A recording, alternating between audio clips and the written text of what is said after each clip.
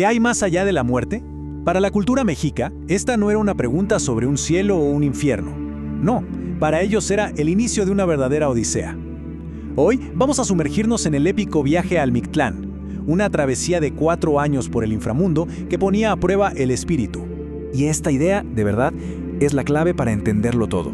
La muerte no era un punto final, sino un punto de partida. Era el umbral hacia una prueba, pero no de fe, sino de pura resistencia. Muy bien, entremos de lleno en esto. ¿Cómo empezaba exactamente este llamado a lo desconocido? Pues bien, el destino para casi todos era el Mictlán. Y ojo, es importantísimo entender que no era un lugar de castigo, para nada. Era más bien una serie de 9 niveles, cada uno con sus propios obstáculos, que el alma tenía que superar para por fin encontrar el descanso. Y aquí viene una de las ideas más impactantes y que más choca con nuestras concepciones modernas. El destino del alma no dependía de la moralidad de los actos en vida. O sea, no importaba si alguien había sido bueno o malo. Lo que definía el camino era, simple y sencillamente, la forma en que moría. Y este camino no era nada corto, ¿eh? La travesía completa para cruzar los 9 niveles del Mictlán podía durar hasta 4 largos y arduos años. Imagínense, una verdadera prueba de perseverancia para el espíritu. La primera gran prueba, el primer nivel, comenzaba con un obstáculo que, a simple vista, parecía totalmente insuperable. El alma llegaba a la orilla de la Panohuacalhuilla, pero no hay que imaginar un río cualquiera, sino una frontera violenta entre dos mundos. Aguas negras, heladas, con una corriente tan brutal que se decía que arrancaba árboles de raíz y pulverizaba rocas. No había puentes, no había barcas. Solo se escuchaba el rugido ensordecedor del agua y una certeza absoluta: era imposible de cruzar. Frente a esta fuerza de la naturaleza totalmente desatada, el alma se encontraba sola, desvalida. Entonces, ¿cómo iba a continuar su viaje? La respuesta no estaba en su propia fuerza, sino en la ayuda de un guardián muy inesperado. Justo en ese momento de total desesperación, aparecía una figura clave. Un ser que, literalmente, tenía en sus patas el destino del viajero.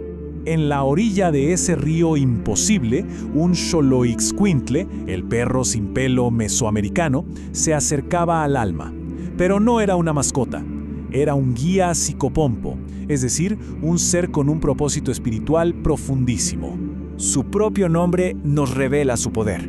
Xoloitzcuintle viene de Xolotl, el dios del ocaso, de lo doble, de la transformación, y de Itzcuintli, que significa perro. Era literalmente el perro de Xolotl, el que guía en esa transición entre el mundo de los vivos y el de los muertos. Y con esto llegamos al mismísimo corazón de esta historia, el momento en que el destino del alma se decidía, no por un dios en un trono, sino por la mirada de este perro. Lo que sucedía a continuación era simple, directo y a la vez increíblemente profundo. Si en vida se había tratado a los perros con amabilidad, con respeto, el Xoloitzcuintle lo reconocía. Se agachaba y permitía que el alma se montara en su lomo para cruzar sano y salvo. Pero, si se había sido cruel, el perro simplemente le daba la espalda. Para el alma que había mostrado crueldad, no había fuego ni tortura. Había algo quizá peor: el abandono. El perro se negaba a ayudar, condenando a esa alma a vagar por la orilla de la Panohuacalhuilla por toda la eternidad, sin poder avanzar y sin poder retroceder. Ahora, lo más interesante es cómo esta creencia se reflejaba en la vida real. Los rituales funerarios eran como una especie de seguro espiritual. Era muy común que las personas fueran enterradas con sus propios perros o, más a menudo, con figurillas de cerámica de Xoloitzcuintles para asegurarse de tener su guía. Incluso había creencias sobre el color. Se decía que los perros de color vermellón, o sea, rojizos, eran los mejores guías. En cambio, los negros o los blancos se pensaba que no eran tan adecuados. Y esta creencia no se queda en el pasado, Tiene un eco que resuena hasta nuestros días. Una filosofía completa sobre nuestro lugar en el mundo. Porque, cruzar el río era apenas el comienzo. Al alma todavía le quedaban 8 niveles más por enfrentar. Había un lugar donde las montañas chocaban una contra otra, aplastando todo a su paso. Vientos helados que cortaban como navajas de obsidiana, un campo desolado donde se perdía la gravedad, en fin, una odisea de superación personal.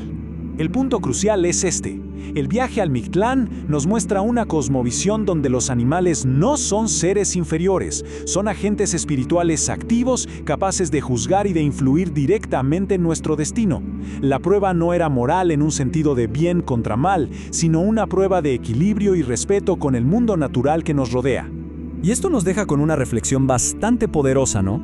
Al final, ¿qué tal si el juicio más importante no viene de una deidad lejana y todopoderosa, sino de la mirada silenciosa de esos compañeros que caminaron a nuestro lado en vida? Tal vez la forma en que tratamos a nuestros amigos más leales tiene consecuencias verdaderamente eternas.